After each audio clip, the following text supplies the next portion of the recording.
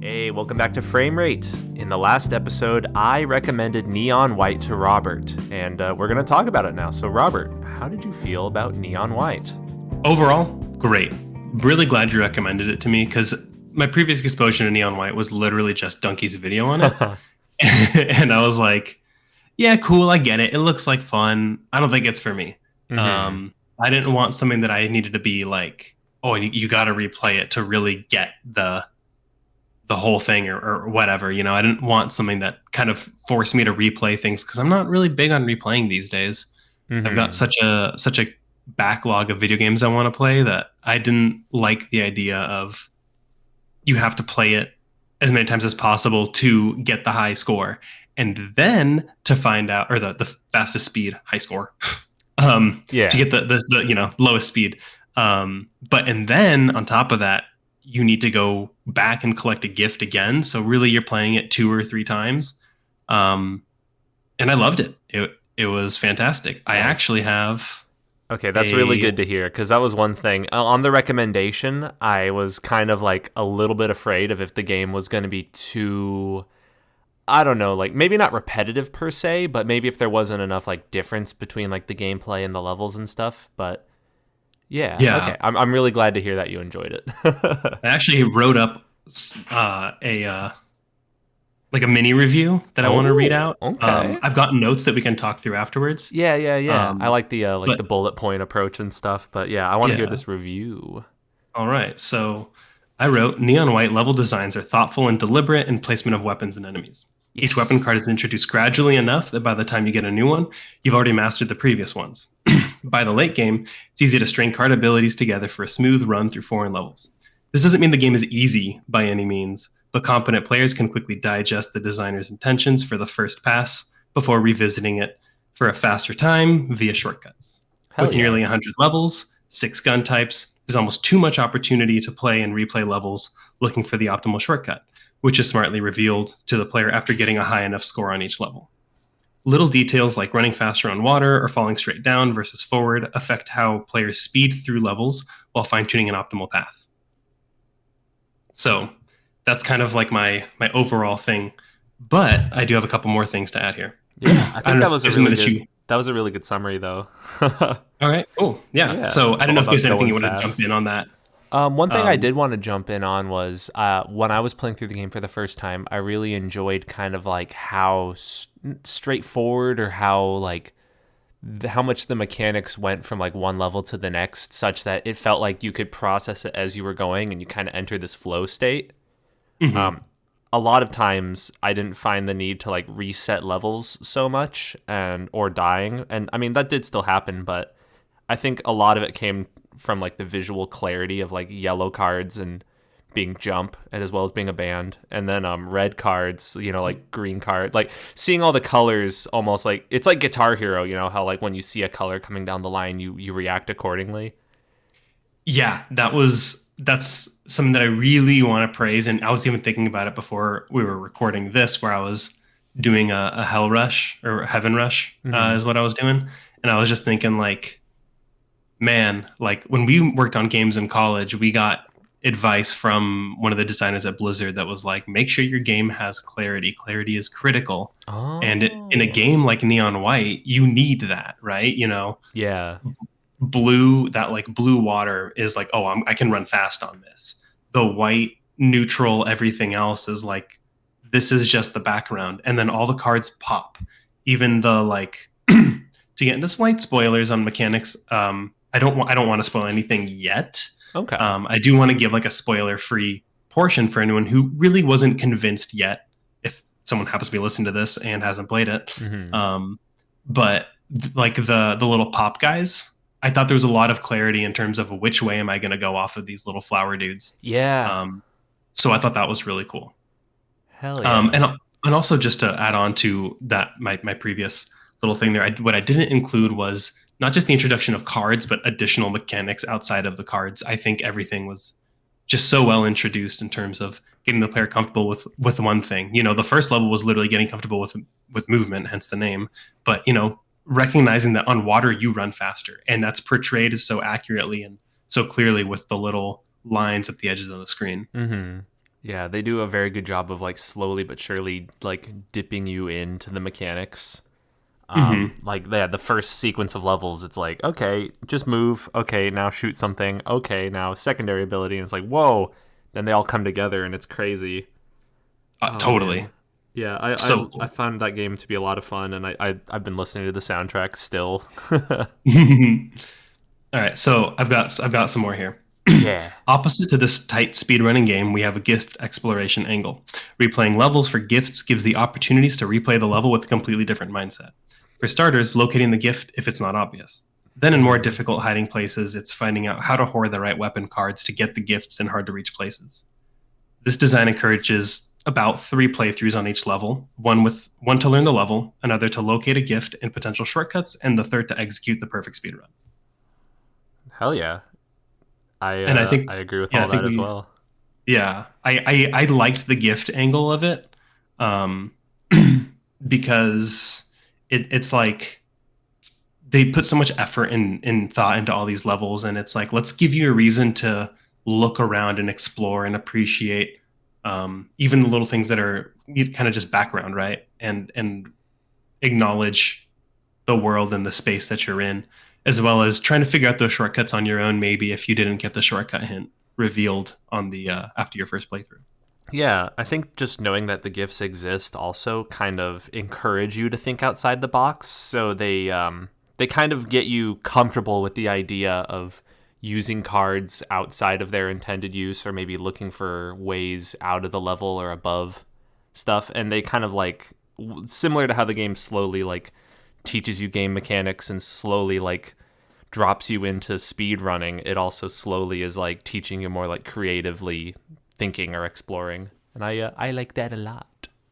Yeah, I mean, I think that that angle gave me on some later levels gave me the opportunity to explore and find optimizations that I don't want to say the level designers didn't intend, but they were shortcuts that were outside of like the hints provided by the game, which I Mm-hmm. thought was really cool. It gave me an opportunity to feel like I really figured something out because um, this is gonna sound like a humble brag, but I promise you it's not. I just play enough video games for this that on most levels I got gold the first run through.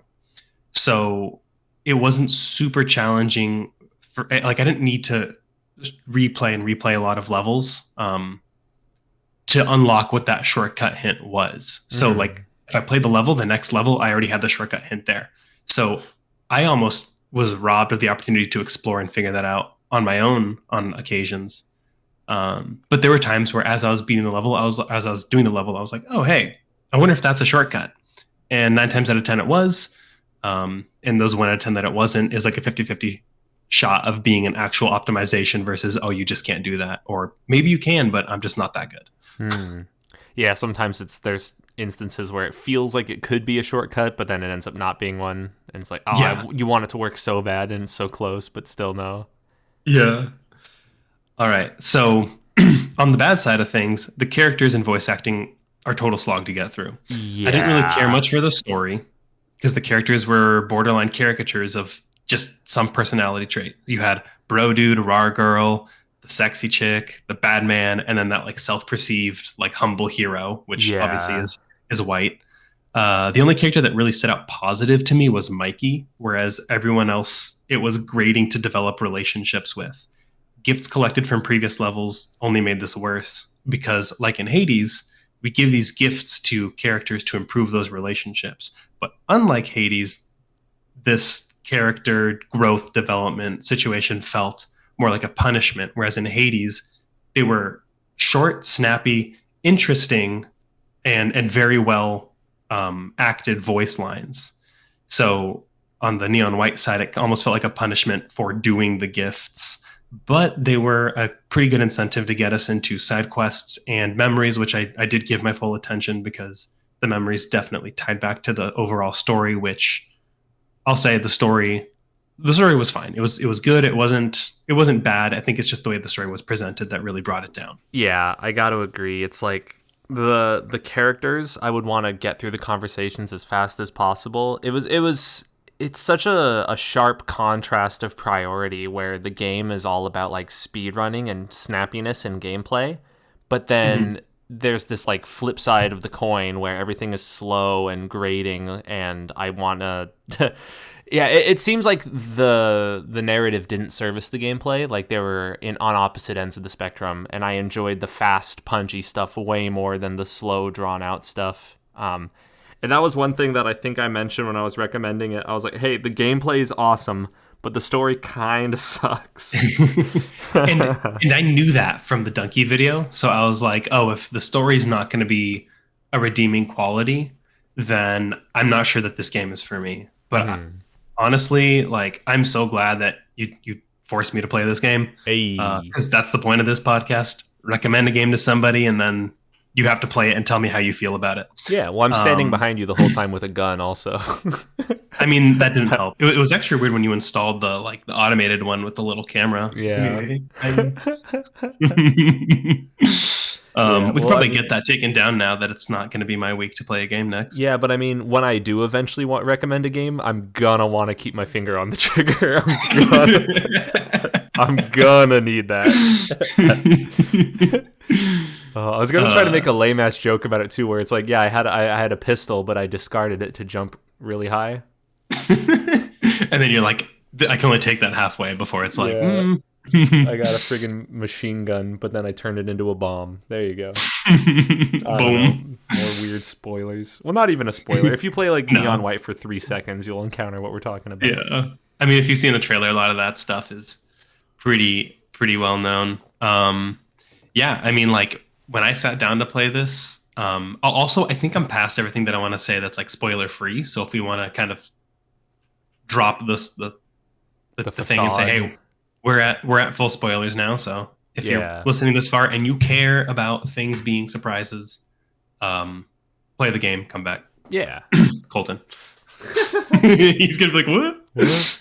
But yeah, now is the time we can talk about spoilers. Yeah. So, but this part isn't spoiler that I was gonna say, but Ashlyn, when I told her, oh yeah, Cameron recommended Neon White, she was like, oh, which one's that one? And I explained it. And she goes, oh yeah, we watched that video.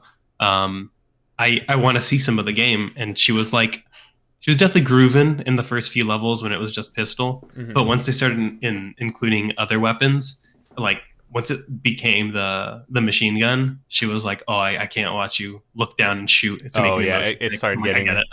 Yeah, I saw an interview with the creative director, and he said for the shotgun power, originally you had to like turn away from the target and shoot or discard, and it would blow you backwards.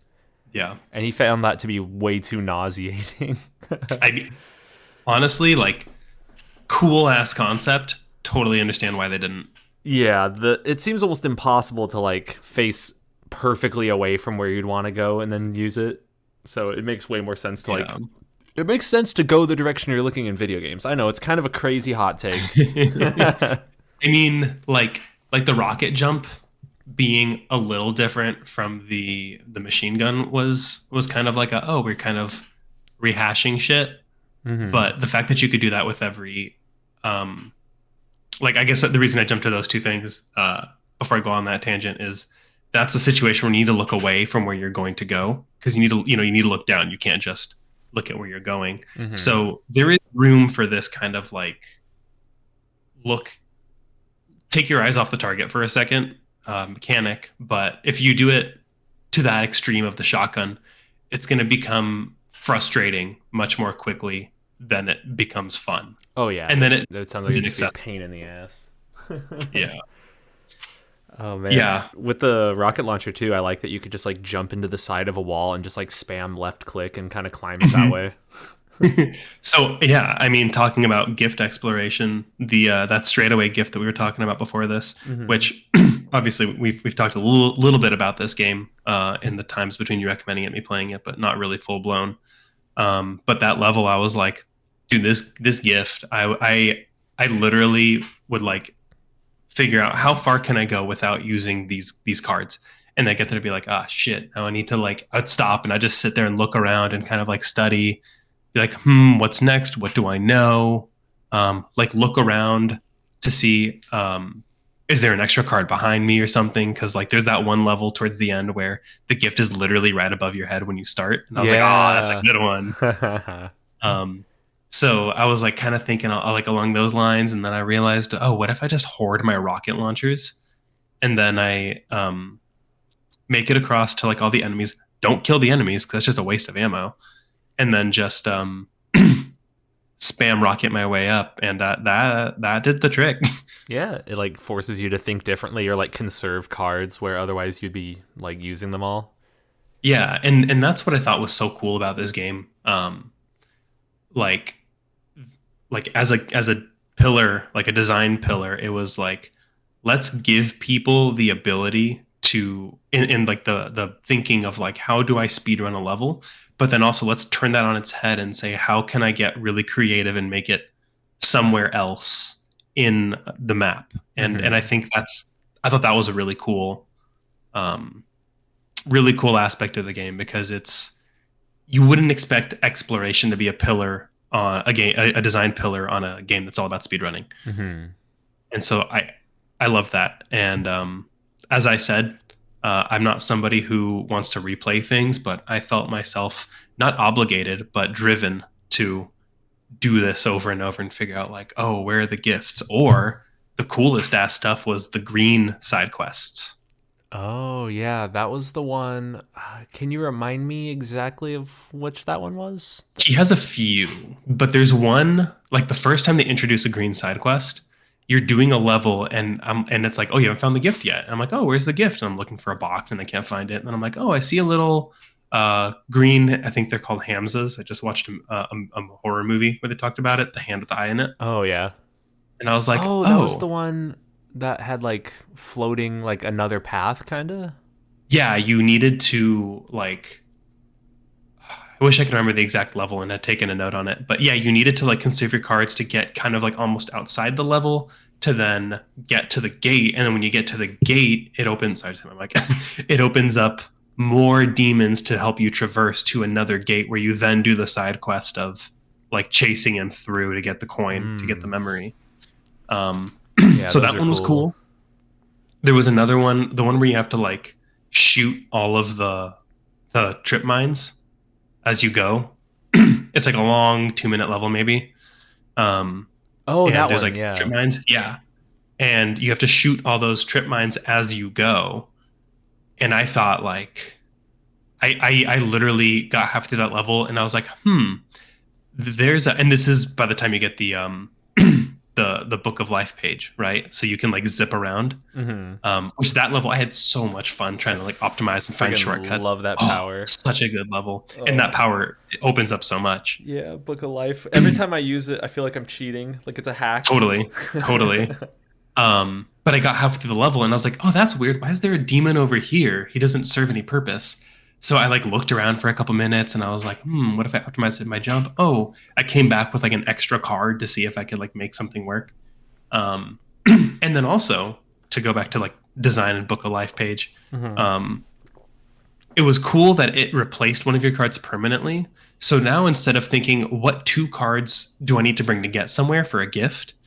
That mindset has now changed because now you're like, oh, shoot, now I can only have one card. I can have Yeah. multiples of that one type, but I can only have one Godspeed or one, whatever, to get to where I need to go.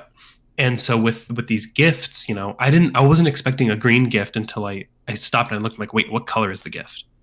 And then I was like, oh, and I like made it through the level and I was like, damn it, I didn't find it. I didn't see anything that like spoke to me.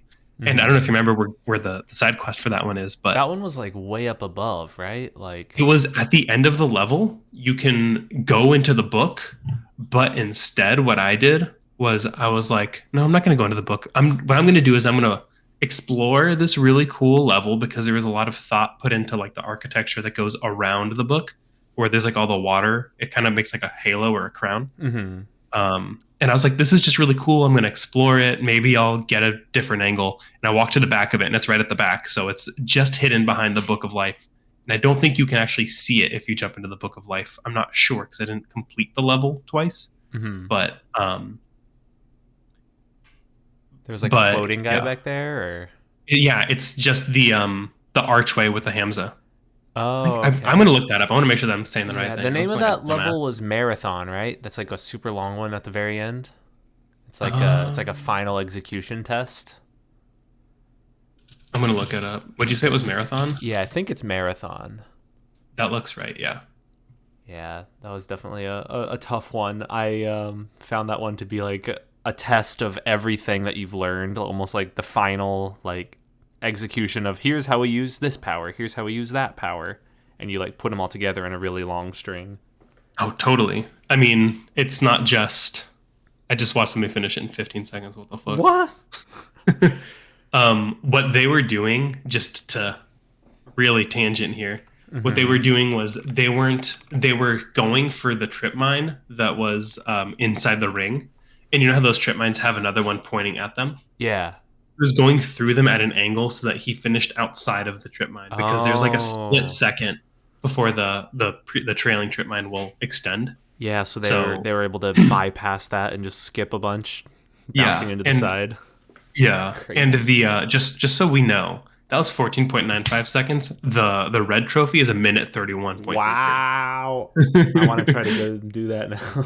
Yeah. Yeah. So, um, but no, to your point, that level was such a cool way to kind of like you're like, oh, this is like the pistol stage, this is the SMG stage, this is the assault rifle stage, this or like the leg, I should say. Hmm. And it was there were so many different like it just felt like you were really going to the end of the game because I think that's the 1,000 pound butterfly final level before you go into um, the finale, which is just that two-parter, the one where you're chasing Red, and then the final boss fight, which Yeah.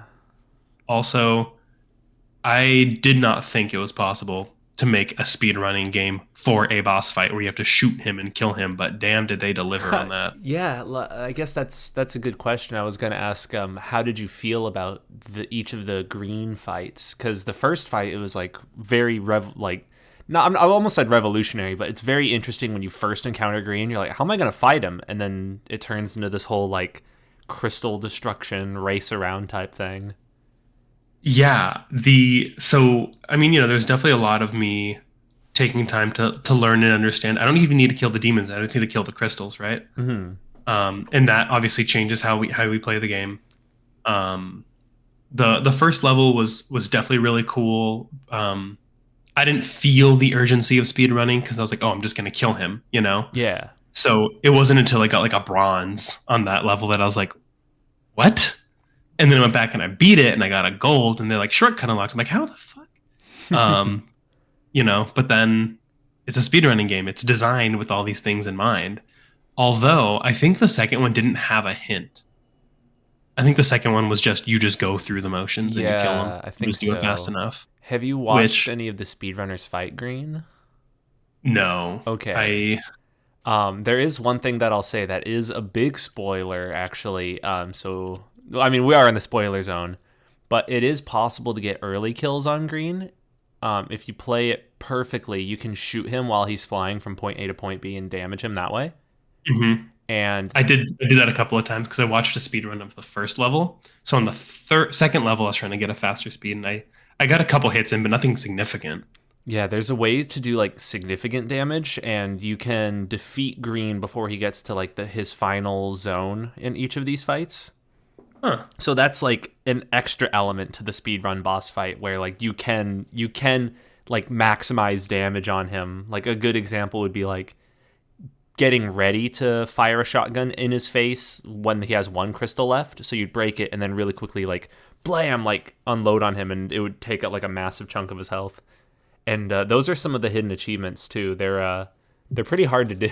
The green quick kills. Oh. Yeah, the second boss fight I think was the one that gave me the most trouble because the last one I ended up platinuming on my first try. Oh hell yeah! Yeah, I couldn't tell you why or what I did special, but yeah, um, You had the power the within. I mean, I played that level a lot because I kept. I think I was pushing the limits from the beginning on that level of like trying to optimize things right away. Yeah. So I was making a lot of big moves every single time, but the every time I played it, and then the one time I did get through it, actually I spent like a good 15 seconds trying to find his body after you like dashed all the crystals in the main world that you start in. Mm-hmm. Um, I was like, I couldn't find his body, and I was like, Oh, oh my god, I'm gonna have to redo this. he's And just like floating there.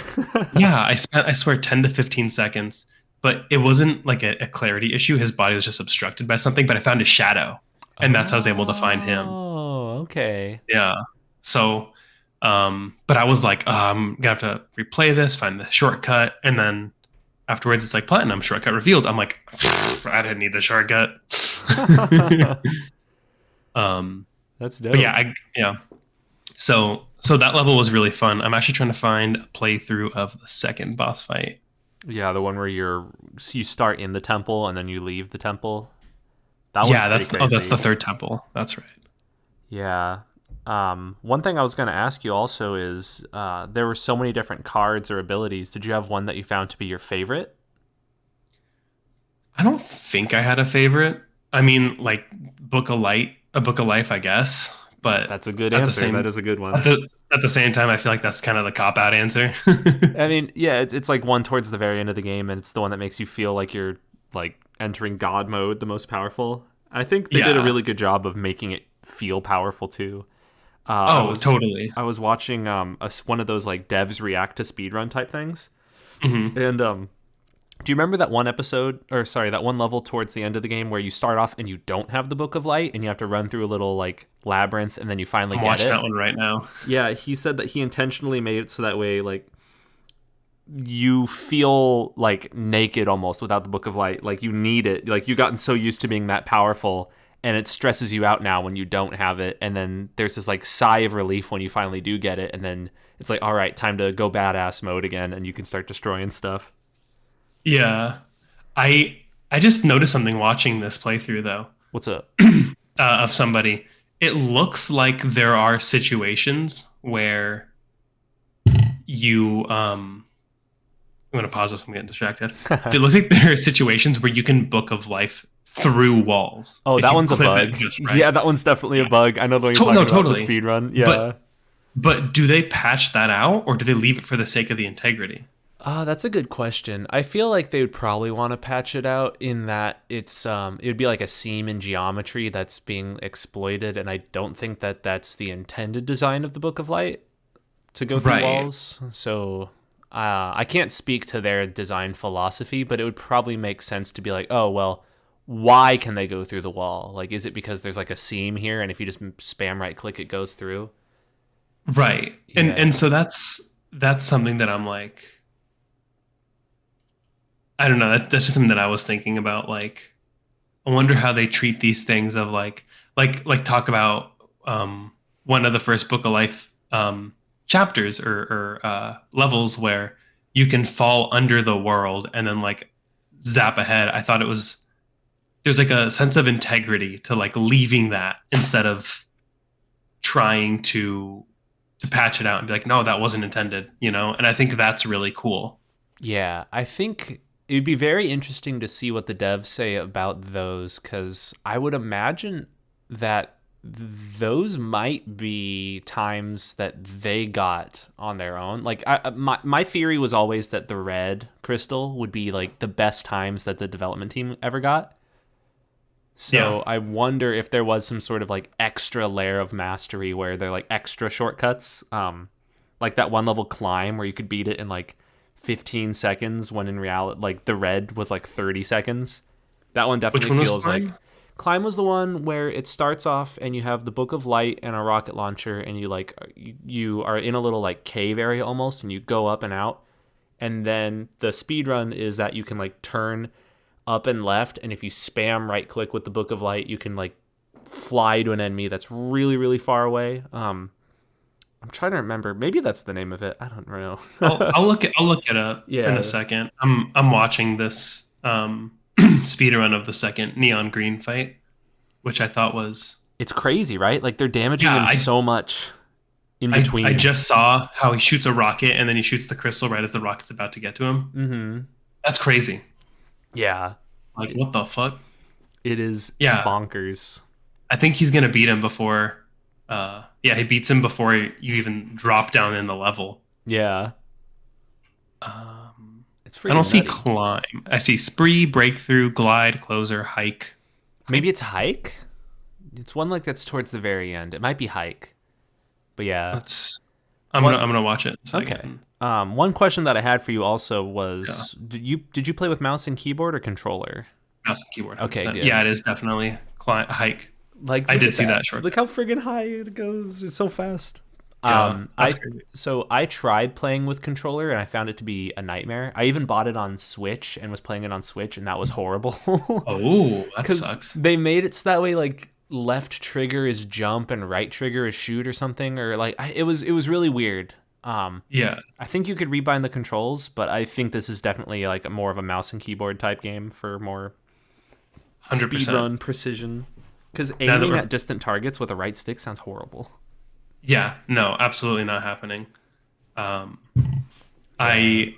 there was no part of me that said, "Oh, I think I'm going to play this with controller." Not a chance. I Pass. mean, these days, if I'm playing something with a controller, it's because it explicitly says, "Oh, we recommend playing this game with a controller." Yeah. If anything requires like precise shooting, I hate using a controller unless it's one of those games that has aim assist, but the entire reason aim assist exists is because aiming with controllers is such a pain. Yeah, totally. I will Yeah, no, say, go ahead. one more question that I had was, did you play through all of the like character specific puzzles, and how did you feel about those? The ones where Like like, their side quest yeah, ones. like they're yeah. Oh yeah, I did I did all the levels. I just haven't done any of the rushes. Like I Okay. haven't completed a rush. Um, I'm not looking forward to trying to do a Hell Rush. Those are, I mean, I still have to do the White Hell Rush and the Mikey Hell Rush, but those are the two that I have remaining. But yeah, the man. rushes are hard. Yeah, I don't care enough. I like this game a lot. I just don't care enough. Yeah, that's like Um, a whole other level of like memorizing every level. Like, fuck. yeah, I'm just not about it. But yeah, because like to do on the topic of the rush, like if you're doing a rush Hmm. and the and you like just use your weapons or your cards wrong, or you get caught on like the geometry somewhere, you're just screwed. And then you lose all your stuff, assuming that you're doing a hell rush, not a heaven rush, obviously. Yeah, it's horrible. I had that happen once in a Hell Rush attempt. I was doing a White's Hell Rush, and I think I used my cards in the wrong order, and I was like, well, now I'm fucked. Yeah, yeah. It sucks. And you're like, cool, Sucks to time to suck, I start over. guess. Yeah. Waste of the last 45 minutes or In whatever. the Hell Rush, they do give you like a special katana that you can use 3 times. You get 3 charges of it, and when you discard this special katana, you can transform it into any of the other cards. Mm. So that's kind of like you get 3 get out of jail free cards almost, but it depends on Okay. the situation you're in. Also, like theoretically, you could give yourself a book of life on level 2, but I don't know if that would be this. That's That pretty probably rad. wouldn't be the move. No, probably not. But I will On say, the oh, sorry. I was just gonna say I like how their puzzles kind of reflected their personalities. Yeah. Oh, yeah, yeah. We kind of barely touched on that. I thought it was cool to see each one have like a different aspect of mastery, right? Hmm. Like Violet was all about um, mastering precision with the spikes being everywhere and stuff.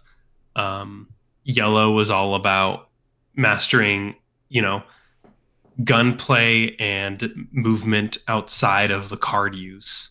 And then red was, all about mastering that one gun, or that one card, whether you're shooting, using its abilities. It's all about like, show me that you're good with this. And I thought that was a really cool way to kind of like separate those out. Yeah, I definitely hated some of those violet levels. There was one that I was stuck on for a long time and couldn't beat. I Which one think I was know it? which one it is. It was the one where it starts off and you get like the red shotgun and you have to dash through like a couple hexagons and then you get a Godspeed and then you have to like dash into these like red explosive barrels. Oh, that's not the one that I got stuck on. Oh man. Well, there's also the one where you had to. I think Are we thinking of the same one? The one where there's like the wall of spikes and then a line going up it, and you had to like mine twice up that line with like the purple machine gun? Maybe it's that one because she had some really mean levels. I had to look one up, I think, and it yeah. was the one where when you start, the lasers come forward and they hit you if you try to pick up the Godspeed card. Oh, that So you have one's to go past them and come back. yeah, that one's very stressful. And then that level, I was like, dude, what the hell? Like, what am I missing? I'd like make it to the end, and then I'd like, how can I not get through this? And then I get across the bridge, and I'm like, I don't see anything. And then I go back inside the circle and I look down. I'm like, oh, there's a whole nother level down here to get stuff. Hmm. Um, but for the one that you were talking about, where you needed to like dodge those lasers, I think I did some weird optimization where I had an extra card that made my life a lot easier. Oh, Because okay. there was like one where I was like, wait, I needed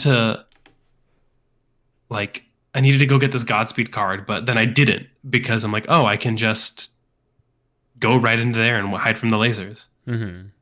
I also don't think that the the way that the lasers get blocked by those tunnels that you sit in, like I don't think my brain processed that properly because when I was doing that level, it didn't really trigger in my mind that, oh, I just need to go head into that thing. So I was like looking around, I'm like, what do I need to do with like these guns? What do I need to do with like that gun? And then instead it's like, oh, I just need to get into there. Cool, done. Hmm. So Okay. yeah, I mean, pretty cool stuff. Yeah, those were kind of fun. Like mixing up the formula even more. Yeah. Yeah. Um, I think one of the funnest things that I experienced playing Neon White was when actually we were hanging out that one night and we were racing each other. yes, 100%. The like, if you're ever like, hey, let's go play some Neon White levels, I'd totally be down to like, because it wasn't just racing each other. There was like was it the Hanging Garden maybe? Yeah, Am I yeah. It making was that like up? us versus the level. Yeah, we were like, I'm like, oh, dude, Cameron, look, if you do, you're like, oh, if you jump out the window, you can do that. I'm like, oh, that's cool. I'm like, yo, dude, Cameron, look, if you do this and that, then you can just dash across this way. And then you're like, I did it. And then, I was sitting there trying to crack at myself too, just from a mechanical standpoint. And that was just such a fun time because we were trying to figure out, do we katana these things or do we just take two shots? Um, Yeah. and then it was, like I was sharing my screen. So then you were like coaching me like, oh, hey, like just like blind run to the side. And like, that was just such a fun time. Hmm. Yeah, I definitely think that maybe that's one of the funnest things about the game, where it comes like with that the puzzle of wanting to crack a level and find the optimal strategy. And there was a lot of fun playing it together, and I don't know, pushing each other and be like, oh, I got an even better time. Check the leaderboards, and we're like comparing each other's times. Yeah. Oh yeah, that was funny. Where I'd be like, you're like, beat one of my times. I'm like, oh, I don't know if I can do that. You beat And like then all of them. well, yeah, because what I realized is when you don't have somebody else's time, you don't have a benchmark, right? It's Hmm. like I did one. I'm like, oh, I felt good about that level, even like with the shortcut or whatever. But I hadn't looked at your time yet because I was like, no, I just gotta like replay. Like I was so addicted, I was even checking what time I needed to beat, right? Hmm. And I was like, oh, if that felt good, I'm like, oh, Karen beat that by 2 seconds. Where can I cut off 2 seconds? Yeah, And that seems like that'd be really fun. That would have been a question I was going to ask. It would be how did it feel playing through the game when there was somebody else's times that were already there? Because when I played through, I didn't have that. I liked it except for towards the end, um, where you were doing the speedrun strats, and I was like, I'm not. Fuck it, I don't even care. Towards the end, I you went a know? little nutty. Yeah. Yeah. Well, because then I looked up for the one where you go into the world. I was like, how do you get that in like 10 seconds? And then once I saw the shortcut, I was like, oh, that's cool. So then I did it, and I think I got it in like 12 or whatever. Um, and I was like, okay, cool. Like I get it. The speed runs are kind of like going outside of the developer's design. Hmm. Cool. That's its own thing. That's fine. Yeah. Man, Um, yeah, that was definitely a lot of fun though. It was cool when I was going back through the first like couple of levels, I noticed that you'd beaten like all my times, and I was like, "Holy shit, Robert's popping off right now. Let's go." right. But then you would go back and then, if you gave it a couple more thoughtful tries and then you're like, oh yeah, no, I can beat that now because now you have a benchmark of what can be done. So then Hmm. I'm like, oh, I need to go back and I need to beat that now. And I think I topped your time on like one. Like I think I topped your best on maybe one of the maps. Hell yeah. Where I'm like confident, like I don't think Cameron can beat that one. But I don't remember if which one it was. I'm actually gonna boot up the game and look around. Nice. I do think stuff like that is how people get addicted to speedrunning. Like, I think one thing that really helps too is like the short, bursty nature of it. I've always been interested in trying more speedruns, but if any speedrun takes more than an hour, then it starts losing me. Totally. I mean, what's so cool is, you didn't do this one thing frame perfect. F. Restart. Cool. Don't care. Hmm. Um Yeah, F's in the but like chat. yeah. Yeah. Yeah, No, I thought it was sick. I definitely feel like Neon White and other speedrun type games have also influenced my own like game design ideas as of late. A lot of the games that I've worked on recently for like Pokemon stuff have been kind of speedrunny. I did Pokemon Paranormal, which at its core is like a horror game, I guess, but underneath it, it's really a speedrun game. Yeah. And then I did a Go Go Golisopod, which is a Pokemon like RPG Maker type game, but the whole point is that you're running through the maps as fast as possible, and like that's the gameplay loop. It's not there's really almost no Pokemon battling at all in Go Go Golisopod. It's 99% run fast. Right. I think I've seen some gameplay of that one for sure. yeah, I think Go Go Golisopod 2 is actually a very interesting like Pokemon fan game, but of course I'm biased as hell because I made it. Yeah. But it does something that I hadn't like seen other games do, and I like it when games do that, like mix it up and do things that I've never seen anybody else do. And to bring it all back, I think Neon White does that in its gameplay at least. Also, I they do it in their story. I've never seen a game make such a bad story before. Like I said, I think the story was fine. I am like, okay, cool. It It was almost like felt like preachy at some points, but I think that yeah, was also the writing.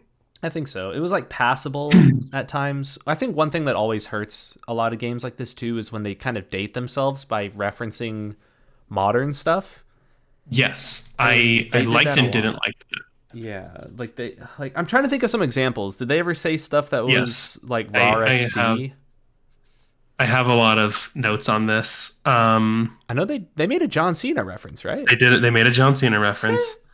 Um, I have a note that says Mike's spaghetti policy, and I don't remember why I wrote that. I Oh don't know wait, if is it's that a because Sunny? I don't. That's the thing is I don't know if he did something that made me think of Sunny, or if it was like a legit Sunny reference. What's your spaghetti policy? I think I Um, took a screenshot of one of those. I'm checking my Steam right now also. Cause yeah, there was I one that Mike said something that I was like, what the fuck? He had almost like Danny DeVito as Phil energy.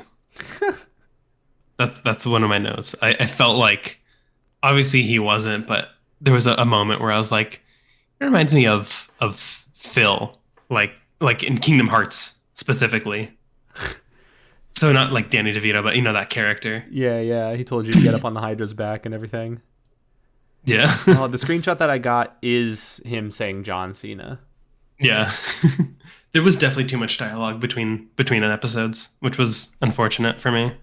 Yeah. Especially Oh, they made turning in the gifts so slow. yeah. There was, I think, when you give one of the gifts, you find out that Violet likes minions or something. She calls Oh. them henchmen. Oh, that's right. Henchman. Okay, that's funny. Um, Friggin' minions. they had like a bullet with butterfly wings reference because apparently that's Yeah. what Neon White listens to. Yeah, that's right. Did they reference like My Chemical Romance or like any other like bands along those lines? I'm I wondering. honestly do not remember. I'm trying to find a race. That's the one that we did. Oh no, you beat mine on race. I think I beat you on. I don't know if we did that one together though. Fuse. Hmm. Fuse was one where I was like, "That's a good time. If Karen beats that, I'll be impressed." Shoot. Okay, time to recheck that. Let me make a note of that. It's Fuse. on Covenant, chapter 6. Oh no, sorry, I was wrong. Chapter 7, Okay. Reckoning, Fuse. I'm gonna try that one later. That was one where I did a shortcut that I was like, oh, I feel good about like doing that because it wasn't like the shortcut that the game gives you. And I know that I can optimize the shortcut, but from where I'm at, I'm like, okay, cool, I'll take that. If you beat it, then I'll see if I can move the bar again. Okay. Well, hell yeah, yeah. I'm definitely gonna want to give that a try. It's just a lot of fun trying to go a little bit faster in each one. It feels like at its core, it might be just a puzzle game. Yeah, well, I I have this weird like kind of every game's a puzzle game, right? Yeah. Did we talk about this before? Because A long time ago. it's a weird reductionist theory that I have that every game's a puzzle game, including Call of Duty. 100%. It's figuring out where the enemies are. Like you can mechanically muscle your way through to Call of Duty, Mm-hmm. but if you approach it from like a puzzle aspect of where do I need to hide, where do I need to take cover, where are my shots, like sure, easy Yeah. puzzle game. I was playing it with Ryan once, and we were we'll say inebriated. And I had this like I had a Jimmy Neutron brain blast where I went think, and then the camera flew into my ear, and I was like, dude, Ryan, Call of Duty's a puzzle game, and he's like, what the hell are you talking about? And I'm like, dude, because we were playing the single player. I think it was Call of Duty like World War II or whatever, one of those ones that came out in like 2017, 2018, Yeah. and we the single player was such that you enter a combat encounter and you're taking cover and you're like eliminating enemies and then moving to the next cover to eliminate the next enemy. And then after the Hmm. combat encounter, you would go through basically a hallway where it would then spit you out into another encounter. And it just felt like funneling from combat to combat, where each combat encounter was like a quick puzzle of that, like, where do I take cover? Where am I safe? And like, what can I hit from here? And then you hit what you can and then move on. And yeah, if you look at it from a PvP perspective, it's way less puzzle, or maybe even more, but just a more intense puzzle. And I guess the same could be Yeah. said of like Counter Strike or Valorant. Like one of those like really hardcore like shooter type games where if you have a sight line, you're waiting for somebody to walk down a hallway and you pop them before they pop you. It's tough, but yeah. Sorry, Yeah. that was a little bit of a tangent, but No, it's good. I'm trying to find. I have a thought that's like formed, but I don't want to just say like, oh, do you remember the thing with the thing? I'm trying to remember. I'm going to just ask you for help on this one because yeah. I cannot. Call of Duty Modern Warfare 2, the first level, there's like this introduction. I want to say it's called like Bunker or something. Is that right? Oh, like Kill House, I think. It's the one where you're just like in uh Oh, I know like a where you're. practice thing. Yeah, I think I know where you're going with this. People would speedrun the Yes. shit out of that. Yes, exactly. And I wonder how much of an influence or how much of a spark that played on a game like Neon White because people were trying to blitz through that. And that was where like once you said a long time ago when you said, "Oh, like even Call of Duty is a puzzle game." I thought back to that level and I'm like 100% because you're trying to figure out I get these weapons, I get these tools. What's my fastest way to get through here? Yeah, Um you're doing and then as that much kind of as you just can expanded. with what you're given. I think Yeah. I think at its core there's like some sort of like fun or excitement with speedrunning and pushing something to its absolute limit, cuz the same could Mhm. be said for like people who played like Mario 64 and stuff like that. I think it's just really interesting to push the execution as far as possible. And I think speedrunning isn't as fun until you start seeing like concrete times. Like if you can record something and compare that, then that's like objective. Like if it took Yeah. you 11 minutes to beat something and it took somebody else 10 minutes, then that's like an objective like execution metric. So finding a way to lower that metric or like improve, and you can see it. It's like a tangible improvement, right? Like if you're playing Smash Bros and you practice every day, how good you were today versus how good you were yesterday, it's not really tangible. Mhm. But in something like Neon White, where it's like, yeah, I brought my time down by 10 seconds. It's like, oh, cool. Like I can actually see the improvement, and I think that Yeah. that makes it so much more, I don't know, fulfilling, I guess, to attempt speed runs and actually record them and compare times. Oh, I totally agree. It's it's the difference that you have had versus I had versus what I had where I had your times to compete against. So I already knew, oh, I can push this.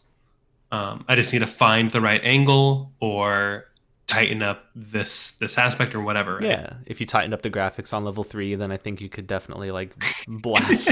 I fucking love that. Sorry, another tangent, but Was that a video that like Tyler showed us in college? Is that what it maybe was? it was like a QA advertisement for or like Full Sail University or something like that. But they're like, "Can you believe we're getting paid to test games?" I feel And like like a lady walks in to them. They're like playing a game, and she's like, "Hey guys, you got any updates?" And he's like, "Yeah, you just need to tighten up the graphics on level 3." I love it so much. that's such a yeah. That is like you just uncovered a memory in my brain. You gotta tighten up them graphics. Shoot, there was something else I was gonna say though, but I forgot. But yeah, Neon White's pretty chill, huh? No, Or I guess not chill. It's opposite of. pretty fast. I was like there were so many times where I would run through a level and then I would mess something up and I would literally just turn my head to the side and like kind of like cringe like oh fuck I have to redo it. Dude, Like yeah, I did the same. I would, yeah. except I would turn my head to the left, and I would like wince. I'd go, ew. Exactly. I'd go to my right and be like ugh. Oh, I I don't remember what know. I was gonna say. What I was gonna say is, I think having somebody else's time also, like, can encourage like the competition aspect of this. Like, oh, you could do that. I could beat that. Totally. Like anything you can do, I can do better type mentality, and that like Yeah. that's that drive. It's about drive. It's about power. You know, Power. like, I completely agree. And then it's like like I beat your score on Fuse by like by like a tenth of a second I think. So if you beat that, then I'm like okay, where can I squeeze out another X amount of time? mm-hmm. Because it's like oh, like what I started doing on the later levels or yeah on the later levels was I would be a little more patient when I'd kill demons so that I could get their fire, their shot. Mm. And then I'd be like, okay, cool. I took their shot. I killed their shot. Now I'm gonna like then now I can speed forward a little bit faster as opposed to killing the demon right away and not getting that ever so slight speed buff, Yeah, which that's is another great mechanic. yeah, that's pretty smart actually. That's like a whole a whole other like extra layer.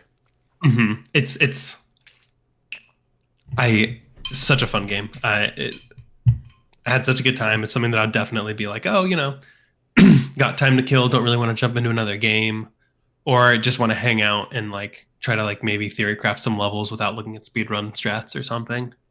Figure them out. Hell yeah, definitely. I'm glad as a as a conclusion, I guess I will say I'm glad that you enjoyed it. It was a recommendation that I was a little bit nervous about, but it landed. Yeah, I honestly I didn't have many reservations after you're like you should play this game. I was like, all right, if Cameron's recommending it, at least I'll have someone's ear to talk off about it because Yeah. that's the worst is when I'm like this next game I'm going to recommend to you is one Ooh. that I was like I have nobody talked about this game Oh, I'm and excited for that then. I cannot wait to talk to you about this game because I think I've talked to you about it a little bit, but Hmm. um, but not in too much depth, and definitely not from like a design standpoint.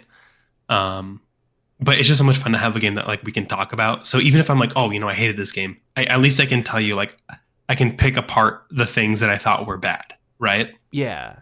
It's a shared experience at the very least. And Yes, at the very most, it's a shared passion. 100%. Hell yeah. All right, Do we want to move so on to the next topic then? Or do we want to recommend or cuz I know there's let's like let's news and stuff. should we do the recommendation now? What do you want to do? We could do the recommendation now and then the news All stuff right, cuz I think cool. the recommendation right now feels just right. We were just talking about it Yeah. and we can get into it. So, um, I kind of like bounce back and forth on this because part of the reason it took so long to beat Neon White was being sick and Mhm. being busy, but the other part was Ash and I were playing a game together. Mm. And this is not my recommendation. I beat it. We beat it yesterday. I know it's on your radar. I know you're thinking of playing it. I think you should, but it's not going to be my recommendation. Maybe if you after you play it, we can come back and talk about it anyway. But we just beat Cult of the Lamb. Oh, I've heard good things. Cult of the Lamb is a good game, but there are aspects that keep it from being a great game. Mm. And still very fun, Still had a great time. Um, if you're going to play it on PC, which would be my recommendation anyway. Yeah. Um, but not the game I wanted to recommend because for me it wasn't like I'm raving about it. Although it's going to be our Halloween costumes this year, Oh, we're gonna have that's we're cute. gonna have Nora be the lamb, and we're gonna be cultists. Nice. That's really cool. Yeah. So I know the game's on your radar because I saw it on your wish list on Steam. Yeah, that was one of those games that like when it came out, I was like, "Oh, cool." I think everything that I've heard about it is that it does like it lives a double life and it doesn't fully succeed in both of its lives, and it's like it's trying to do a lot of different things. Yeah, it like I want to say it could get like the No Man's Sky treatment in a sense of like post release it could really be amplified and augmented, or maybe Yeah. just even by DLC. I could definitely see that Um, being the case. The developers definitely seem very passionate about the project. So if there's yeah, any feedback whatsoever, I'm willing to bet that they'd be taking that in stride and trying to improve. yeah, there was some minor resource management gripes that we had. Um, Hmm. them being a small company, small developer, and having to port it to Switch, to PlayStation, to PC, and I think Xbox. I'd imagine. Um, it makes sense that they're gonna have some issues. We played on PlayStation.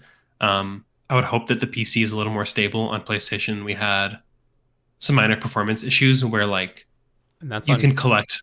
What was that? PS5? PS5. Whoa. Where the frame rate didn't drop. I was still fighting at regular frame rate, but the mana type resource would move towards me at like 1 frame per second or two or a Whoa. few frames per second. So that meant that even though I passed through it, I didn't pick it up, and then I had to factor that into my fight style, which made the game a lot more hard, a lot more complicated. That's really weird. I Yeah, guess I would want to try on PC and compare and contrast and see if that yeah. like that'd be so weird if that's like a platform exclusive bug. Like what if it's I cuz mean, like it it's could be a running too performance well? specific Like thing because I mean, what I if don't know it's what it running goes too to good? port. What was that? I was just jokingly what if it's running too well? Cuz like I would imagine a PS5 to be like top of the line like Well, the thing is, I don't know how porting between different platforms works and optimizing between different platforms works. yeah, there are some times where improved frame rate can actually make things worse. A very good Interesting. example is in Dark Souls 2. Your weapons would degrade when hitting an enemy, but it was based on how many frames that weapon was inside Oh, the enemy. So at 30 FPS, your weapons would degrade normally, but at 60 FPS, your weapons would degrade at double the speed because they're in the enemy for mhm. double the frames. Yep. It's very weird. Yeah. So, so yeah, I know it's on your radar. If you want to play it for the spooky season, Ooh. it's a good game, but it's the one that I want to force you to play. Yes. Um, is going to be Control, Hey, which there I it saw is. that Let's you purchased, go. and Yes. I know you knew it was coming down the pipeline.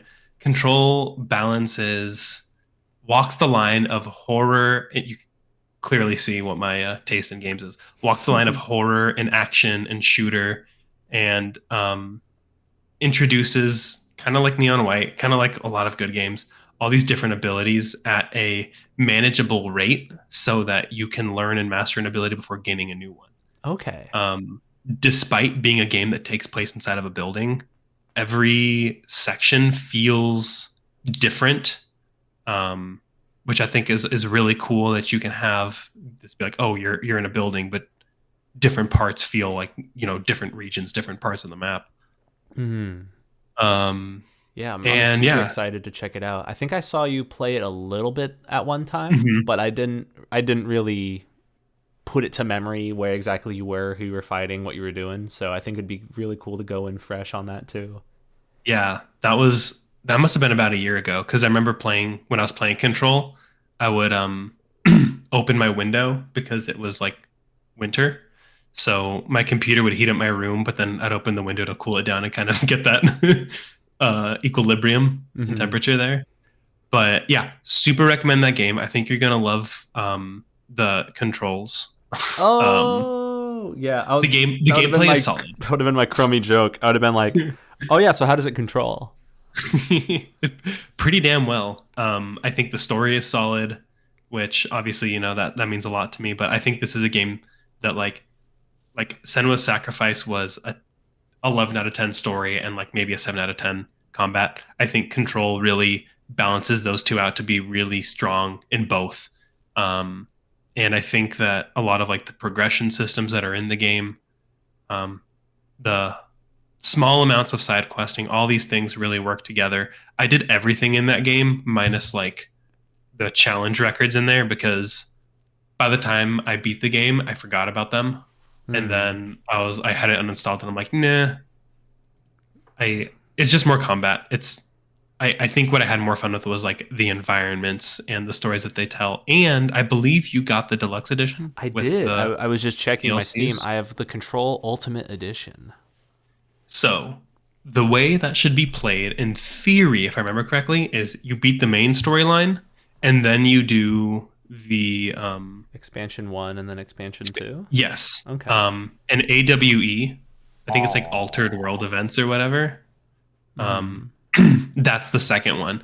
And so I tried doing one of those levels and then it like I was getting my ass handed to me and then I realized the demons were like a little too high of a level. So um Okay.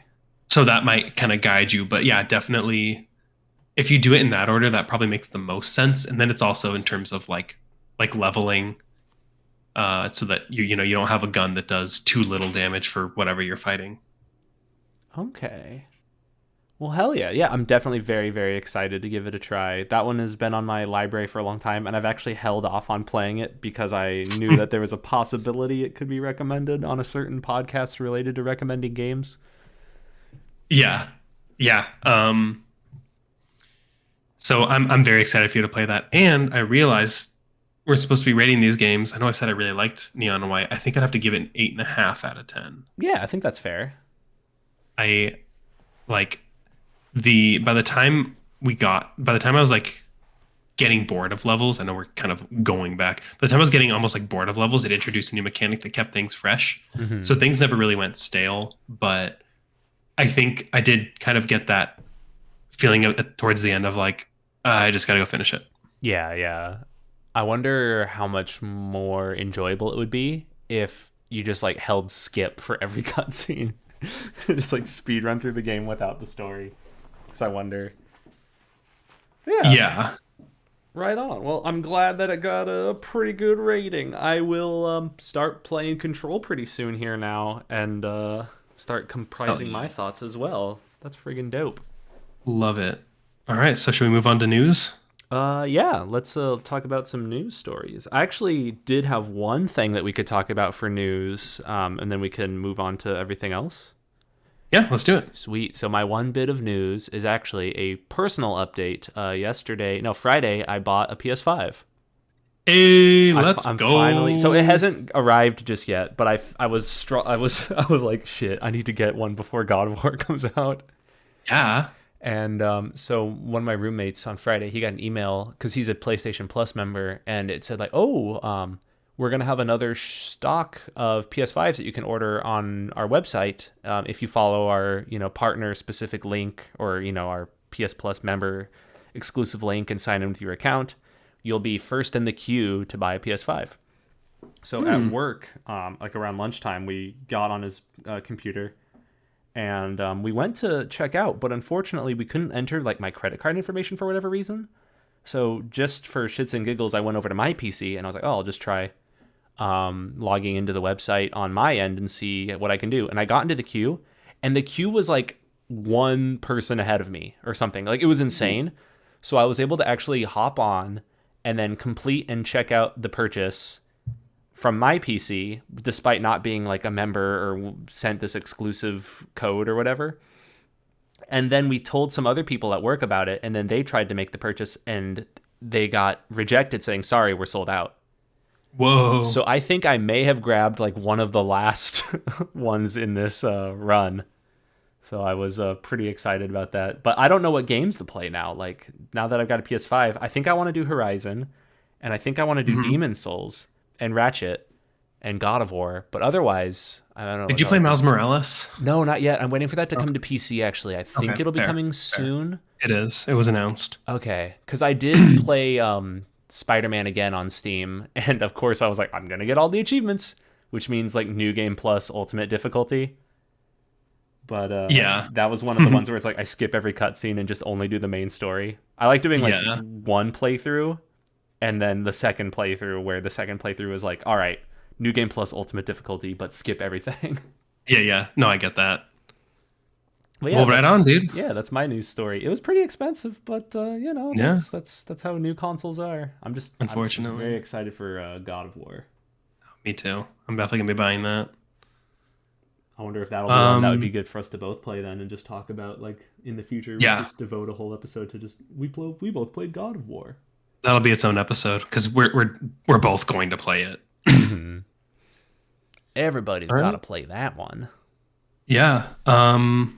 So I've got news going back a few weeks because I think it's 3 weeks from when you last recommended Neon White. I just really was slow. No worries. Um, so there's some older news surrounding like Arkham Knights. I'm looking at the stuff. I'm like interested to play it for the story if I can get it for a good price because it's Court of the Owls, which everyone was like, "Oh, it's such a cool story to be wasted on a game that might not be that fun." Hmm. Um, and what's cool, what I think is cool, is that they announced they didn't have much to announce. I think at this point they're really trying to get people to buy in on it, which I think it comes out like next week at this point, I right? think so. Yeah, I think it's coming out pretty soon. So they're like, oh, it includes ultra wide, but that's not. So for PC, which is like that's cool because that's actually not native on all games yet. That's still kind of Oh, a feature, which is okay. kind of like it shouldn't be. It should kind of be expected, Yeah, that's but why at first I was scoffing. So I was like, okay, that's like saying the game has friggin' like you can choose which monitor it displays on. yeah, no. Like after I beat Doom Eternal, um, I got I like months later I got an ultra wide, and then months after that they're like, oh, we added ultra wide. I'm like, oh, that's cool. I didn't realize it didn't have it before, but I guess I never thought about it. So, Okay. E3 has been announced for next year, Hey. mid June. So we're gonna go back to that in person format. I didn't follow too much on this, but it looks like it's being run by a new company. It is, yeah. It's being run by the company that does PAX. And I'm forgetting their name right now, but I think it had like red in the name. I could be Okay. wrong, but yeah, that'll be interesting to go back to physical E3. If people are if this is the first episode people are listening to, I do work in the game industry, so I could get a like a professional pass or whichever. I went in Oh, 2018, and that was the last time I went. I didn't go in 2019, and then 2020 for whatever reason they canceled it in 2020. oh yeah, that's weird. Yeah, I don't know. They said it was because there was like a lot of like beer or something. Yeah. Yeah. I've Um, heard that. So that'll be something to keep an eye on. To jump into a little bit more of the, I got two like negative. Well, I got a lot of negative actually, but I'm gonna oh. lump a couple things together. Google Stadia is officially winding down. Oh, yeah, that was one thing where people were like, "Oh no, what a surprise. I could Yeah. not believe it." But apparently the people who were working on Stadia games weren't given a heads up. They found out when the public found out, which is really Whoa. fucking shitty. Totally.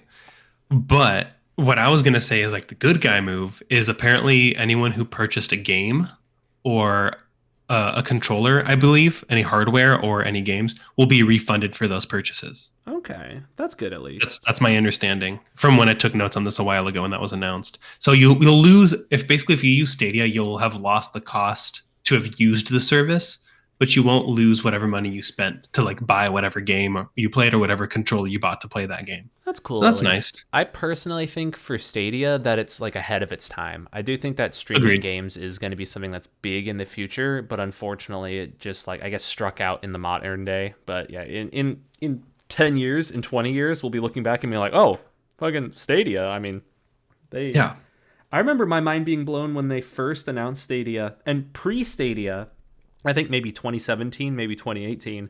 Google actually did have like a trial thing that they would send people if they were opting into it. And I opted into it, and it was like a cloud gaming thing for Assassin's Creed Odyssey. And they Oh yeah, gave yeah. yeah, it was like a free copy of Assassin's Creed Odyssey or something on their whatever streaming platform, and I gave it a try. And unfortunately, my internet sucked ass not where I currently am, but where I was in San Diego. And I was trying to play it like on my laptop and then like HDMI my laptop into like the living room. And like Yeah. it felt like I was playing a 480p YouTube video with like 2 seconds of input lag. But even then, Yeah. the fact that I was like, holy shit, like I don't have the game installed on my device, I'm streaming it. I found that to be really friggin' cool. The And concept is yeah, awesome. I think it's gonna lead to like mobile platform takeover. Yeah. And me being somebody who works in I work in IT, I work in cloud engineering stuff. So seeing the capability of the cloud to scale up and down, like gone will be the days of, oh, it's Christmas morning and I got a new game and now I need to wait for it to download for like 2 hours and it's going to take even longer and crash because the servers are having such a hard time doing this. Now it's going to Mm-hmm. be, oh, people regularly use this many computers and Google or Amazon or whoever can scale up their infrastructure to um, allow higher capacity of players to play. So Christmas morning comes and your parents are like, oh yeah, we got you blah blah blah for whatever the next cloud streaming console is. Mm-hmm.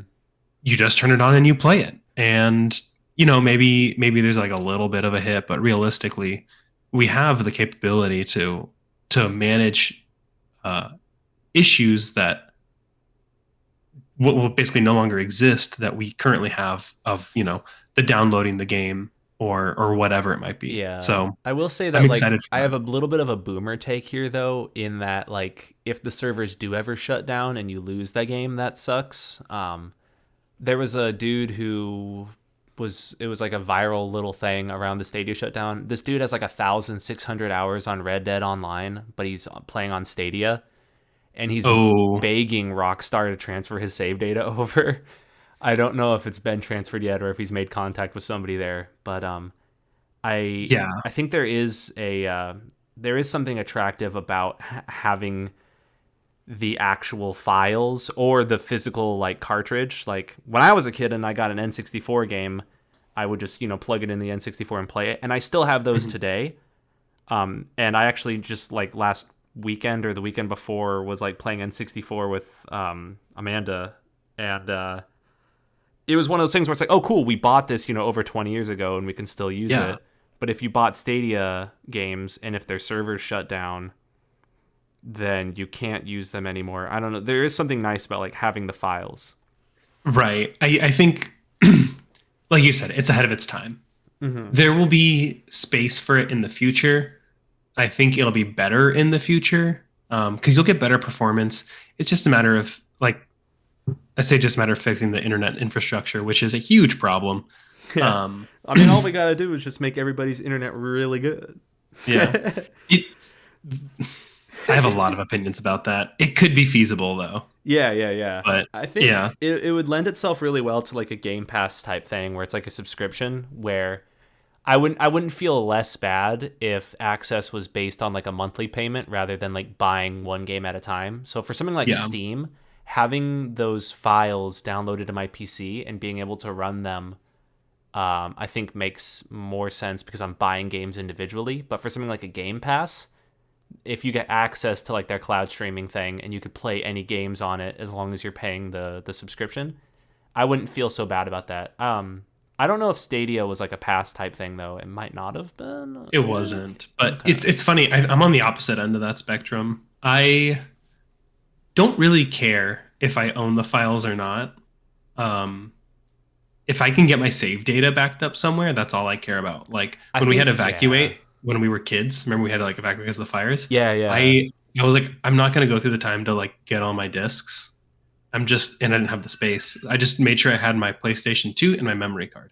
Everything else, I was like, if it costs me $50 to replace my favorite game, I'll save up the money to replace my favorite game, but I'll have my save data.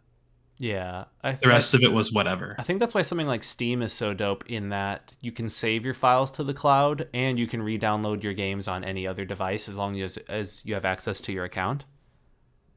Yeah, no, definitely. It's just hopefully like if the Steam servers ever shut down and I lost all of these games, then that would friggin' blow. Similar to Yeah, people losing their shit for Stadia. yeah. Okay, so speaking of winding down services, kind of in that same vein, Oh. NVIDIA has unlaunched their 12 gigabyte edition of their 4080 graphics card. Oh. So Was it there was like enough like negative backlash that they were like, okay, we're gonna not do this? Like, was it confusing people? I don't know what it was exactly. I didn't actually read too much into this one because it seemed kind of cut and dry. NVIDIA announced they're unlaunching it. Realistically, they might relaunch it as a 4070. That was what we talked about last time of like, um, who like Hmm. why is it the 4080 12 gig? It's just going to get confusing. And we talked about it once with like Sean, and he was like, but when you buy a PC build, it tells you how many gigs the card is, which is, accurate, but it's still, he's totally right in that sense, but it still creates more confusion. So Yeah, I thought that was interesting. that is interesting to be like, we're making this. Actually, we're not making it anymore. Yeah. For Nvidia, there was an interesting thing that I heard about recently that EVGA is not going to be working with Nvidia anymore. Yeah. That's friggin' wild too, because I think my like every card that I've ever had was like EVGA I just Nvidia. checked and mine is. So Yeah. I wonder how that's gonna go. God Yeah. damn. We'll have to see. Nvidia. So, Overwatch 2 came out. I tried playing it and it was impossible to get in. I tried playing it on day one with some coworkers because we were gonna like just try it out. Like I was like, oh frick it, I'll give it a try. And nobody could get Hmm. into the servers. Yeah. Yeah. I don't really care. I had Overwatch 1. I think it's kind of crazy how hard they're pushing Overwatch 2 to the point that they're sundowning Overwatch 1. Yeah, they already took down the servers. Yeah, like it's gone. That's kind of crazy to me, but it also says a lot about like their strategy. With Overwatch 2 being freemium, right? Yeah, you can Yeah. pay for a battle pass, but it's free to play. And Yeah. I tried playing it a little bit, and I was able to eventually get in, and I suck. Like I was really bad at it. I don't know. I was not Yeah. having fun, so I was just getting stomped. I don't play it. I don't have much to say. I just know that it's gotten a lot of negative press. I was curious if you had anything in particular to add there, but yeah, I feel like it's it's kind of like a dogpile effect. Right fair. now, Blizzard's at a point where everybody kind of wants to shit on them, and I mean, how much of it is justified? I feel like a lot of it is justified, but sometimes it's unfair. I will say I'm not really a fan of anything that Blizzard's done in recent years. Like, I don't care about World of Warcraft. I cared about StarCraft, but StarCraft like won in Brood War. Um, I don't really care Yeah. that much about Overwatch even. I played it when it first came out and then fell off of it pretty hard once they started adding like a couple new characters. I don't know. It started getting stale. And I know Blizzard also as a company has been doing like a lot of bad stuff. A lot of bad stuff's come out about like how things go over there. But I do feel like they're a big punching bag, and how much of it's justified versus unjustified, I don't know. It might be like 75-25. Like 75% of the shit they've got they deserve, but 25 there's like a little like spicy extra punch or extra kick that it's like, ah, come on, you know. Yeah. Yeah. Yeah. No, that's fair. Um, Yeah, Overwatch mo- 2. yeah. More negative news is Ooh, let's go. we got the Mario movie trailer, and Oh yeah. people cannot shut up about Chris Pratt's Mario lines for like five that we got like 5 seconds of voice. I gotta say, people are being way too fucking negative about that one Yes. also. I, Yes. I, I felt like I'm on crazy pills. Like everybody's like, dude, he sounds so fucking bad. He's using his regular voice. I'm like, yeah, but we heard it for like 1 second. I don't know. And Like, there's very clearly a little bit of an accent when he says like "Here we come" or whatever, and I'm like I don't. I think it's fair to say Chris Pratt plays mostly himself yeah. in a lot of things that he's in, with a little bit of like a twist, a little bit of I don't know. I feel like when you hire Chris Pratt, you're getting a very consistent, specific performance. And Hmm. that's fine. I want to see if he can break the mold on Mario. Like Jack Black's Bowser sounded great. Yeah. I I believe just love Keegan Jack Michael Black. Key is Toad, right? Yeah, he is. Yeah, and I thought he sounded great I think too. Seth Rogen's gonna be Donkey Kong. Charlie Yeah. Day is Luigi. When we heard Yep. nothing. I mean, we heard like there was one part at the very end of the trailer where Luigi's like going like ah wah and like yelling a little bit. Oh, I didn't hear that. Oh yeah, look it up. I will have to At after the this. very end of the trailer, but it's like he doesn't say a word, Yeah, and I don't know. I think people are. It's that dog pile effect again. People are like totally. they already had an opinion formed about Chris Pratt being Mario, Yeah. and now it's like, well, everything he does is shit. Although who knows? Maybe in the actual movie it will be bad. The movie hasn't come out yet at the time of this recording. My Yeah, theory we'll would be see. that it's like he gets more Mario over the course of the movie. Is my theory. It seemed like he had never been in the Mushroom Kingdom before, so it's going to be like an origin story. Right. I think it's going to be fine. It's going to be a Mario movie for Yeah. kids. It looks fantastic, like visually. Yeah, the visuals are friggin' crazy. I was blown away by how like almost like overly animated Bowser's face was. Hmm. It was pretty Yeah. good. I'm wondering how much that voice that Chris Pratt's doing for Mario would annoy people if instead he tried doing like a classic Mario impression. You know what I mean? If he was like, "Mamma mia, let's go, wahoo!" and people be like, "Okay, shut up. Like that's annoying. Like just say words." Yeah. No, 'Cause, yeah, he Mario's was not in a really lose known. lose, I Yeah, think. He got a great opportunity as an actor to just get this high profile, which is not necessarily what he needs, but he's out here, he does Marvel and everything, but yet another high profile voice acting um, opportunity. yeah. It's going to be a lot of money. He's going to If say yes. Yeah, like if you grew up And playing Mario games, you would accept it, right? Like no matter what. Unless you felt like he yeah, couldn't do a good job, but then I guess maybe he felt like he could do a good job. And a lot of it has to come down to the directors too, right? Like it's not like Chris Pratt walked into the studio and decided how Mario was going to sound himself, right? Aren't there directors who have a vision of how the character should sound? And they to a would degree, to like a degree for sure. they would probably be like, "Oh, sound a little more Italian." And he'd be like, "Mamma mia. Buongiorno. Buongiorno. Arrivederci." Yeah.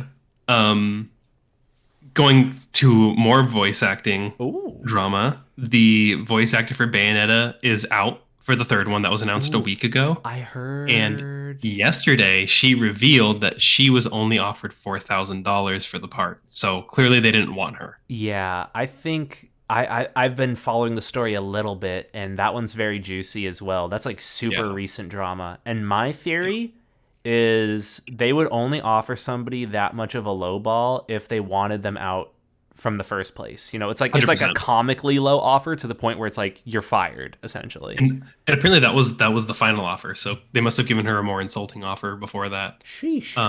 So in Bayonetta 3 will be voiced by Jennifer Hale, um, Jen Hale. yeah, she most recently I think did Rivet for Ratchet and Oh Clank. yeah, she's like the female equivalent of like like a Nolan North or somebody who's like in everything. I'm trying to think of who else. Troy Baker, I guess, is in everything.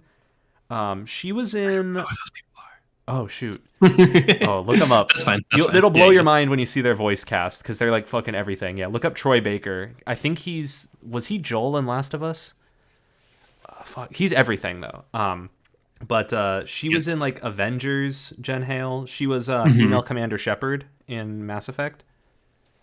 And Okay. yeah, I don't know. I'm not. Here's the thing. I'm not really that passionate about Bayonetta as a franchise. No, I me do neither. think it is interesting from the perspective of somebody who played this character and then being pushed to somebody else, especially if it's being pushed to somebody who's like kind of more Hollywood, kind of more mainstream, like somebody who already voices everybody. Um, Yeah. and You I know, think she did a good job. I In think one they and wanted two. her for whatever reason, Yeah, I don't know. and then Maybe and it has then to they do with just being directable. I don't know. It's very possible that maybe this old voice actress wasn't somebody who was pleasant to work with. I don't know. yeah. We only know the public facing side of things. I'm not here to take sides. I just thought it was crazy to be like, oh yeah, main voice in a 4,000? franchise that made 450 million before before Wait, they made that much? merchandise. 450 million before merchandising, Holy schmoly. and they're like $4,000. So Yeah, that especially with how many voice lines Bayonetta has in all those games, that's like less than $1 per voice line almost, or maybe $1 per. I wonder how many Yeah. voice lines she has. Have just go on Fiverr, get more money that way. She could. She could be like, "I'm Bayonetta, and I'm going to step on you." It's like people have paid dollars for that. Yeah. I have you played any of the Bayonetta games by chance? No, they're not. They're don't catch my hard. I attention. played Yeah. like the first like 3 or 4 missions of Bayonetta 1, and that game is balls to the wall and they don't pull punches. It's one of those games where it's like press B to dodge. Oh, you didn't hit it, you're dead. You're like, "Oh shit. Ah, Okay." fuck you. Yeah. It's like maybe next time pay attention, stupid. It's like, "Okay. Sorry." Yeah. So, that'll be an interesting one to see what happens next. Yeah. I wonder. I mean, my theory is that people are just gonna play it and like it and not give too much of a shit. And the whole like $4,000 thing, people will probably look at and just be like, "Oh well, that's just their way of firing her, I guess." But I mean, the game's Yeah. coming out in a couple days, so they've That wasn't, she already. was intentional in how because you can cancel pre-orders. So she was very intentional in trying to bomb its release, Ooh, people want I to think. boycott it Yeah. because yeah, she recorded all of her lines a long friggin' time ago. At this point, like this has been a done thing now probably for like a Oh, year, yeah. maybe half a year at least, but a year maybe. Hmm. Oh man, that's crazy though. Bayonetta. I wonder, who knows, maybe it'll sell more because people are talking about it more and it's kind of in the public eye and people are, I wonder. Yeah. Well, we'll see. I mean, it releases soon. Yeah, that's one of those things where it's like we framed a lot of these stories as being like negative. You got Overwatch, you got Mario, you got Bayonetta.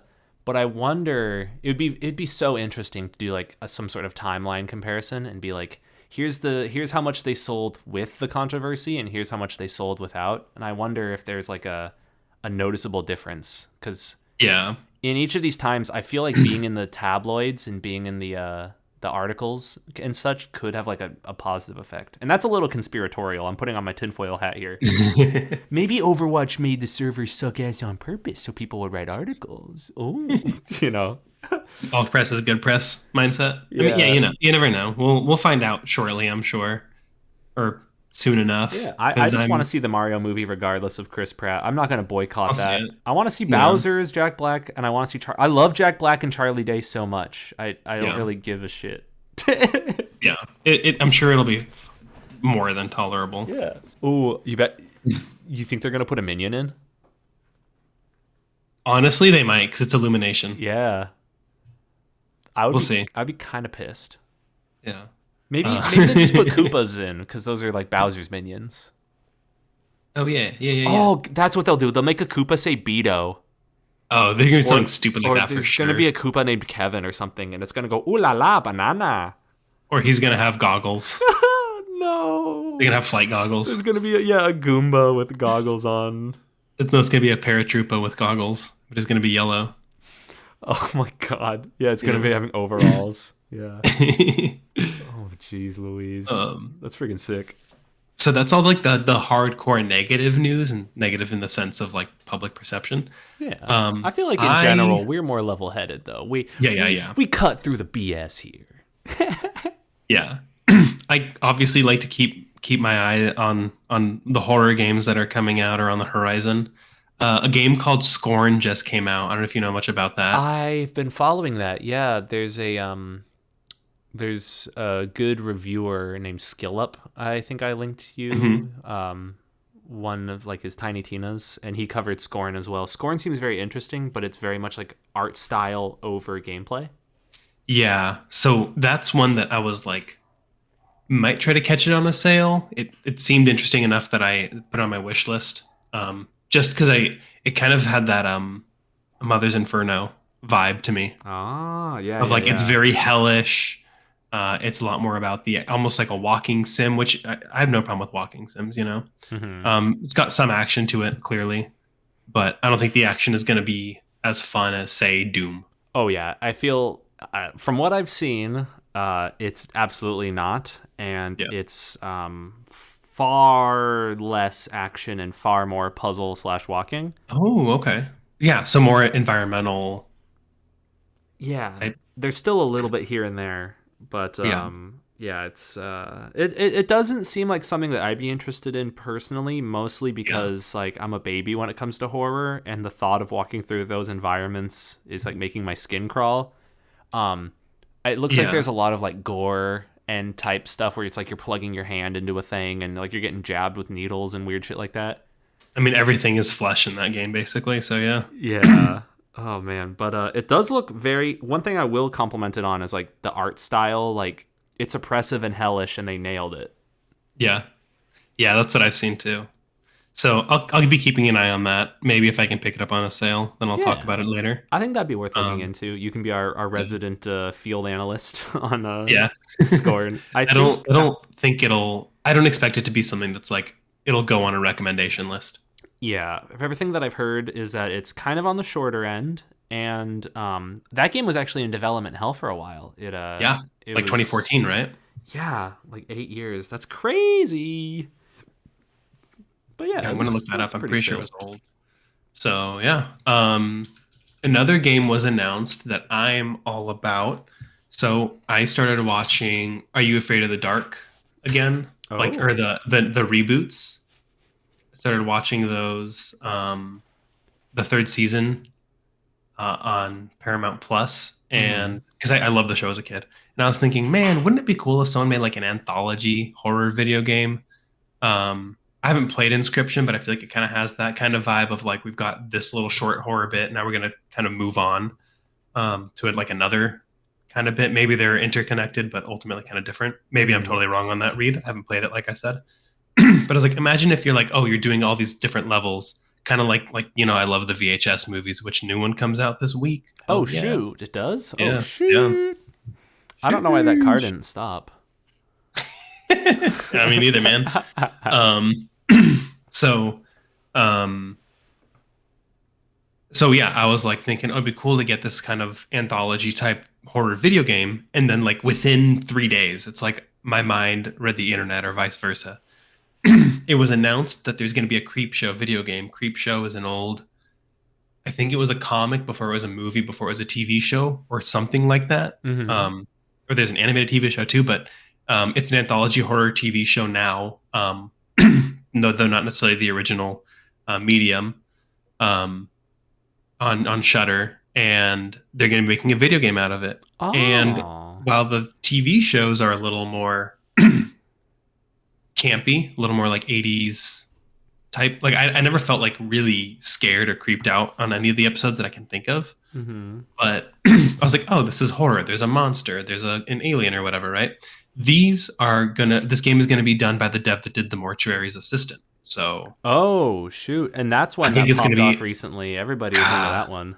and that was like PT like level. Yeah, that one had a very Silent cult Hills. following, and I think Yeah. one element that contributed to it is that people were actually getting demonetized playing that on YouTube. And it has this Oh. kind of like conversation floating around it of like, why am I getting demonetized? I'm just playing a video game. This person over here didn't get demonetized. So it's one of those games that's like kind of like not necessarily mired in controversy of its own accord, but it's adjacent to controversy, one could say. Yeah. It's like, this game is too spooky. You can't play this on YouTube. You can't show this on YouTube. It's too evil. Who's yeah. It's 3 spooky, actually. I don't feel like playing Mortuary's Assistant. I might watch somebody's playthrough on it. It looked pretty creepy.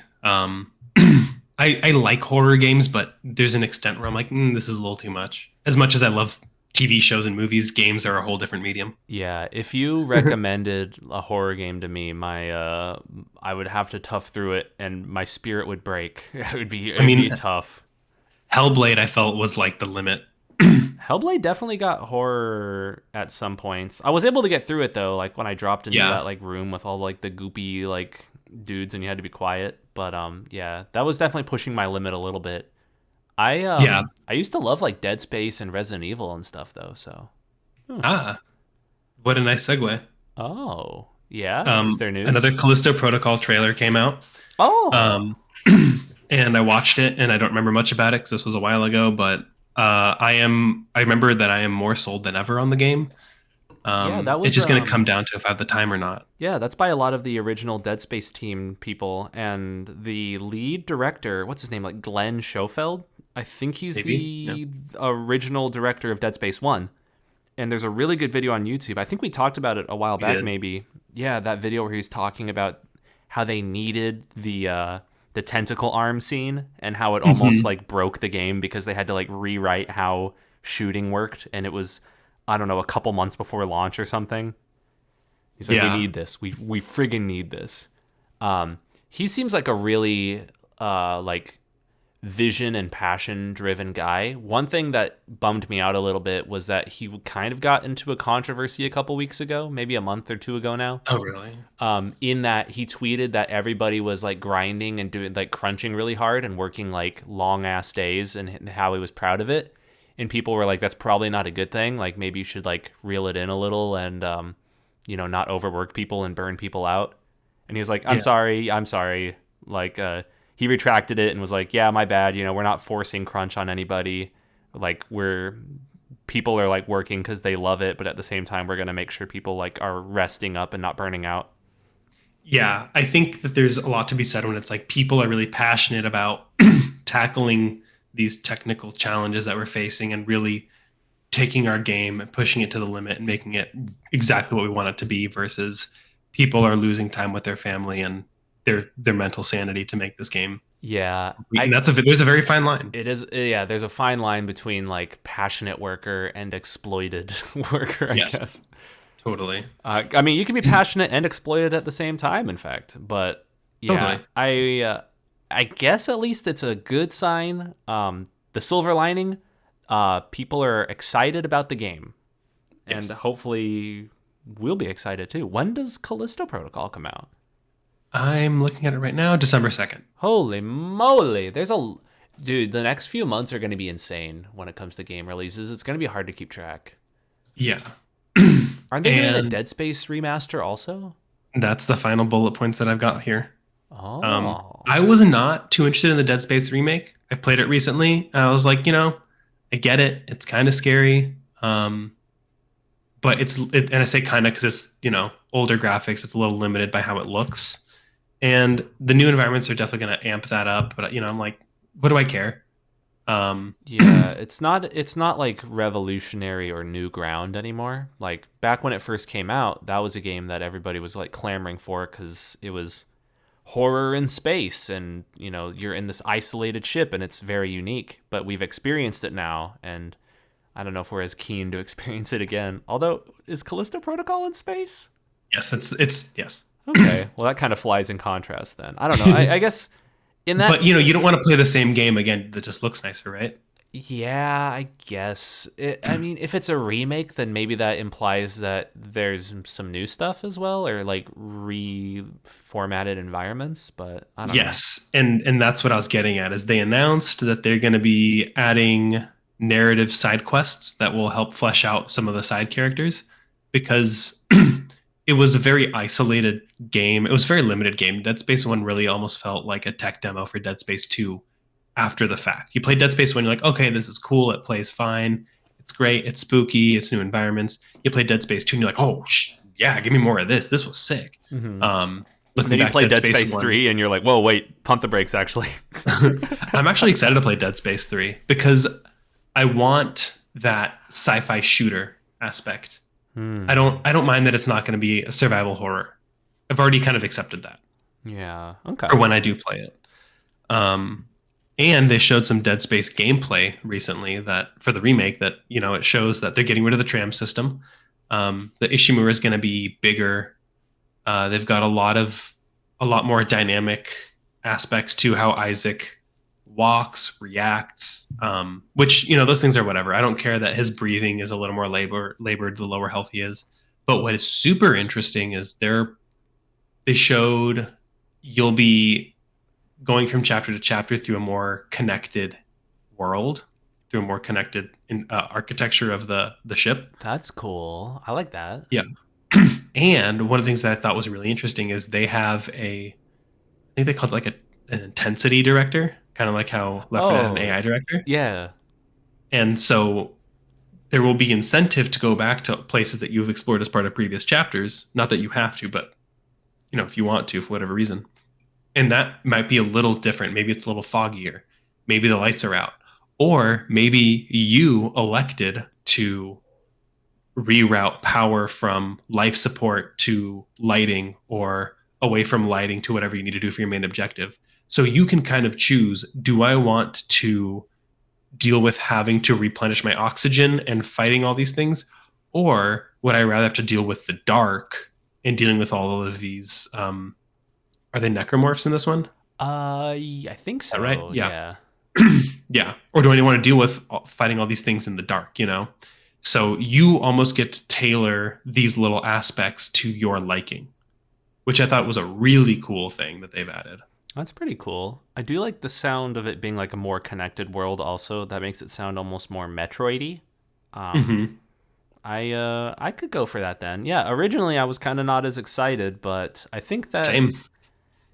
I think if that was kind of pushed more in the marketing, because the fact that it's a remake, I guess, implies a certain level of difference, but this almost is an entirely different game. Is what it's sounding like. It's like a definitive edition, or like a 1.5. It's like a Kingdom Hearts 2.5 final mix, Dead Space final mix. Yeah. Where they're adding a lot more shit. It's definitely going to go into my queue, but I've got so many games to play as it is, and I don't have that much time to play games, so we'll see if it ends up getting played. But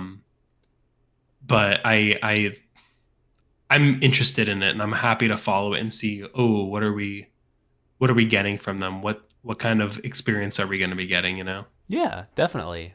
Oh man, do you remember the story about my copy of Dead Space that I had? I don't remember that actually. I let Dom borrow it and then he sold it. I was like, what the hell? I've never had that happen before. Somebody borrows your game and then they sell it. Can I borrow a game? Yeah, I was like, sure, you can borrow it. Can I get it back? Need some money. Ooh, wait, you wanted it back? Ooh. Yeah. Yeah, that's Awesome. a funny little thing that I always associate with Dead Space, my memory of Dead Space.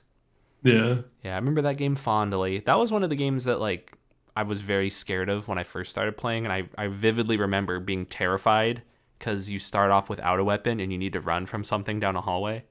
Hmm. And then slowly but surely it turned more and more into an action game, and I kind of got more into it as I got further along. Yeah. I think that's why I'll never play something like Fatal Frame, because it's like you do have a defense. That's kind of what separates like horror from action, right? Is what level of agency do you have? Yeah. So like, Alan Wake kind of starts off more horror and then turns into action. Dead Space, yeah. same. Resident Evil 4, same. I remember we were really stoked to play Alan Wake. You bought it on Xbox. Well, And you're you saying his name came with wrong, me tonight. actually. Oh, Alan. There As we my go. cousin would say when he was like 11. Who's Alan, that It's kid? Alan. um, yeah, I remember you bought it and you brought your Xbox over and we were like playing it until for like 3 or 4 hours and we're like, dang. And then you went home the next day and then like a couple days later, like, oh yeah, it kind of became just like a shooty game. It was cool, but it wasn't as scary. Yeah. I'm like, It oh, okay. was it was scary at first, but not as scary later. Yeah. Spooky. Yeah. Well, right on. That's all the news that I had bullet pointed Yeah, to discuss. that's some very good news. Yeah, we got to talk about a lot of good stuff. I don't know if there's really much else that we'd want to dive into that hasn't been covered already. Oh, I think we'll be good. I'm excited to talk to you about Control when once you play that. Hell It's yeah, I've already got it gonna be a fun installed. experience. I'll play I think it it's pretty soon, probably. yeah. I think it's more a Robert game than a Cameron game, but I still think that you're gonna enjoy it. It's gonna be in that realm of like, oh, Cameron would like this game. Okay, I definitely enjoy the thought of classifying games as more Roberty or more Cameron-y. Yeah, This game is probably like 60% Robert, maybe 40% Cameron. We'll see. I'd say. Yeah. Well, I need to I mean, start if- thinking of what my next recommendation is going to be also, so I can lean more into like the arcadey type stuff. Yeah. I think I know what I will do. But yeah, Control. Hell yeah, I've got it Right. installed. Right now I'm in the middle of playing Persona 5 Strikers though, so I'm so close to the end too. And I think once I beat that I'm hopping on Control. Sick. I think All that's right, going to well, do it for us for this one, huh? I'll do it. Yeah. Right on. Well, this has been Frame Rate. I hope you enjoyed listening to us ramble about games and media and other cool stuff.